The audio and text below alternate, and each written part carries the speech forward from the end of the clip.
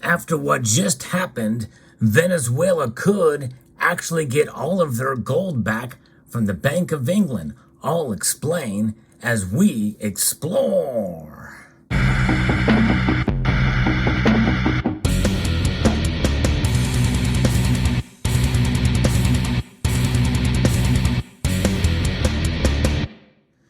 That's right, there is some news that has come out, as shared with me by Doctor Who, and that I actually knew about, but not in regards to the gold per se, but there has been some big news that happened in Venezuela. For those of you who've been following my channel for quite some time, you'll know that I've talked about Venezuela and its gold, dating back to even when Hugo Chavez was their leader, and he repatriated some of the gold. They brought gold back to Venezuela. But there's still $1.8 billion worth of gold bars held in the Bank of England vaults. And it remains uncertain right now after the dissolution of the interim government. Now I'm going to give you a little bit of a backstory as to why this interim government possibly could have been ripped apart here. And some of it, I think, has to do with United States ties and reaching back out to Caracas. And I think it's all over oil, folks. I really do. Because Maduro has become a pretty brutal dictator there. And most of the world did not recognize the 2018 elections. This is from France24.com. Venezuelan President Nicolas Maduro did an interview recently, and he says that he's working towards normalizing relations with the United States, despite the continued sanctions crippling the country. And his remarks come after the opposition of the government had voted to dissolve an interim government led by Juan Guaido, who had been recognized by many countries, including the U.S., as Venezuela's legitimate leader following disputed 2018 elections.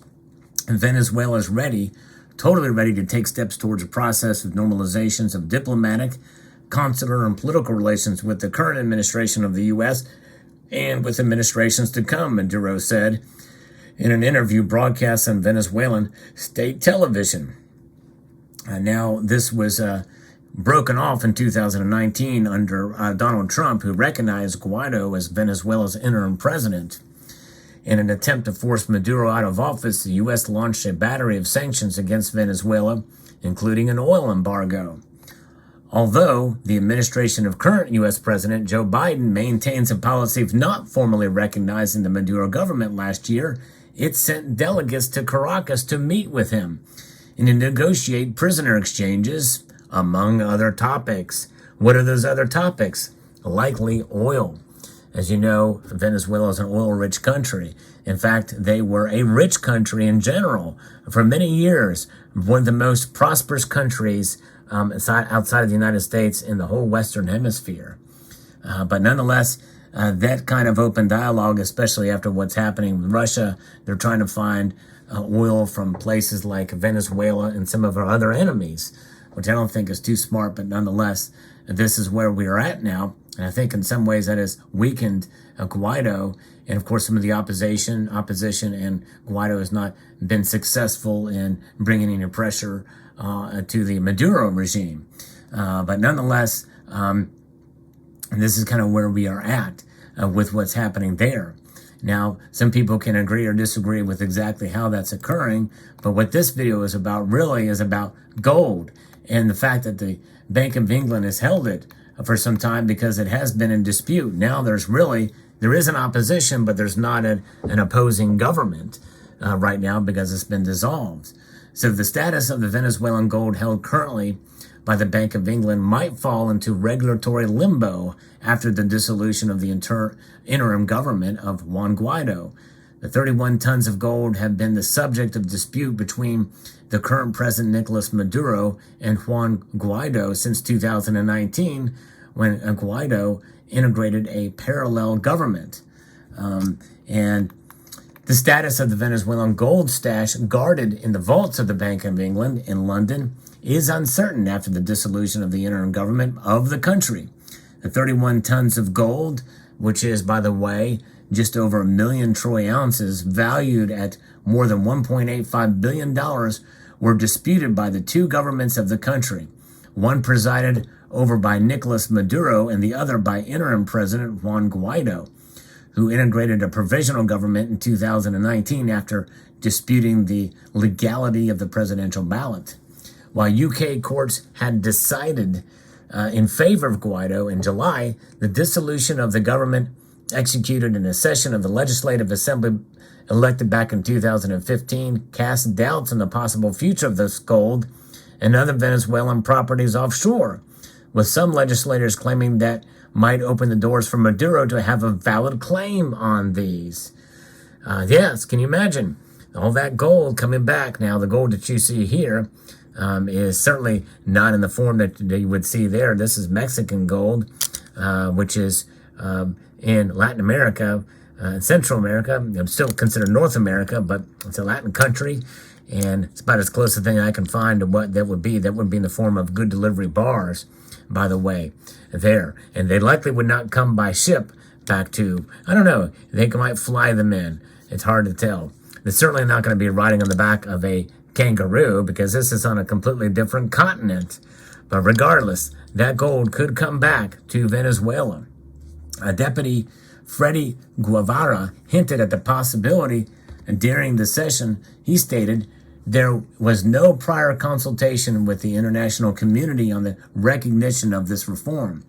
They have clearly told us abroad that we, with this reform, the protection of foreign assets is not guaranteed. How is it possible to take a leap into the void? 72 deputies voted to disintegrate the interim government, while 29 were against this measure, and 8 deputies abstained.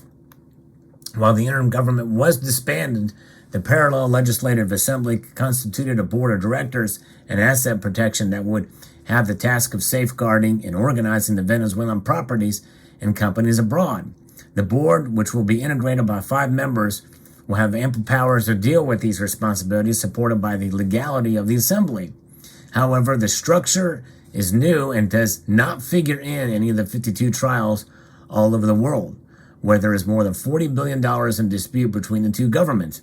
Deputy Juan Miguel Matthews criticized the idea, stating that these assets were not in danger because they were under the custody of the governments that back the democratic struggle that the Venezuelan people are currently fighting. This, however, brought heavy criticism from other deputies who argued that the interim government was the only warranty of recovering these assets due to the international recognition that Guaido had.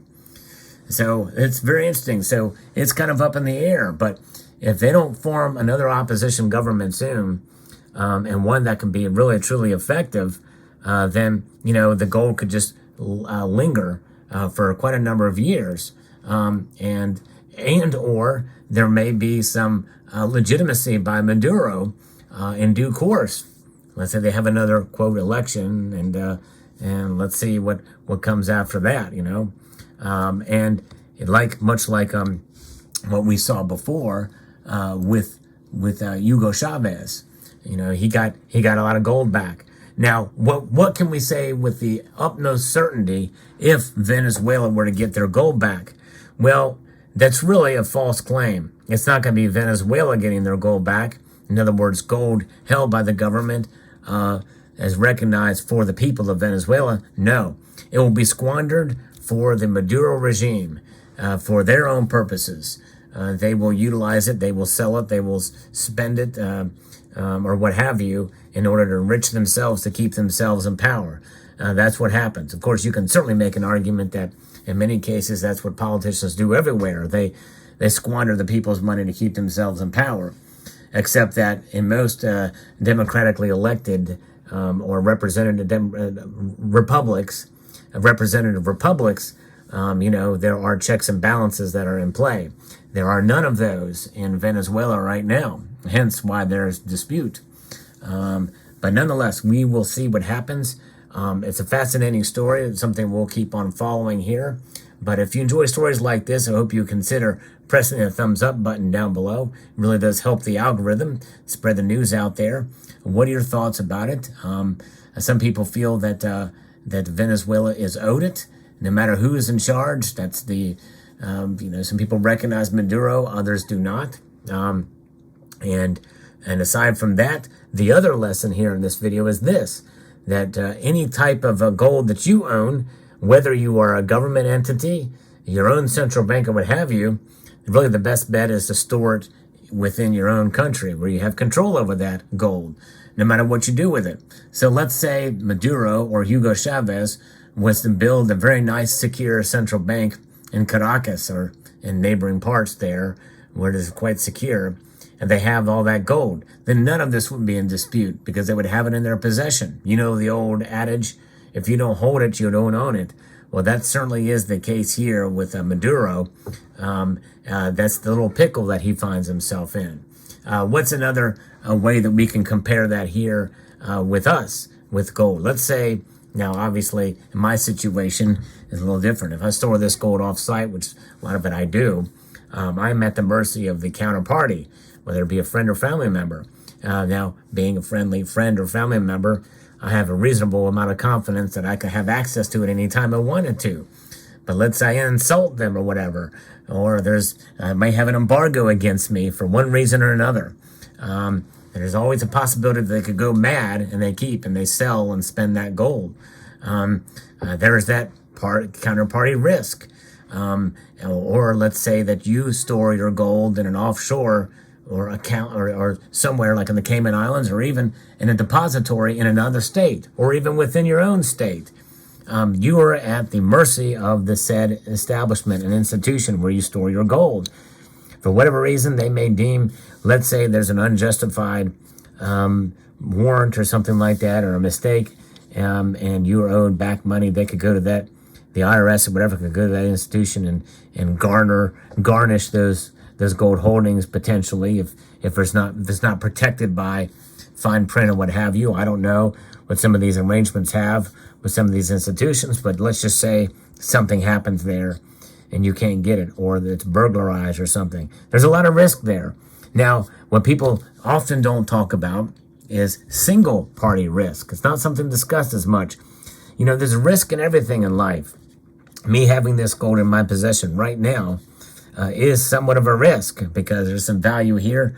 If somebody happens to come in here or what have you, and I'm not watching, or I'm not paying attention, or I'm caught off guard, they just grab it and skedaddle. It's gone. It's out of here. It's a very low risk for all intents and purposes, but a risk nonetheless that I don't know, you got to take some risk in life, right? But I think I'd rather have single party risk where I have a little bit more control of my security for the most part. Of course, in combination with a low counterparty risk, which I do have with this, storing it off site. But aside from that, those are the lessons of owning and buying gold. Own it, hold it, protect it. Protecting it is the utmost important. I can't speak enough about how to protect it. Have a good security system. Don't tell too many people that you have this. Obviously, I'm telling you, but that's why I'm anonymous. But regardless, it's to be and to store it off-site if you can. If you've got the luxury to be able to do so, store it off-site with a trusted family or friend, and make sure that they have secure storage. Get yourself a well-protected safe that's concealed, and make sure that you are locked and loaded, heavily armed, if you can. Security system and with cameras everywhere on your property, covering every square inch, and alarm systems, all that kind of stuff. It's paramount to have that stuff to secure what you've worked so hard to get. There you go. Let me know what your thoughts are in the comment section below. I'd like to extend a multitude of gratitude to you all for taking the time to watch, and to encourage you to please rate, share, comment, and subscribe.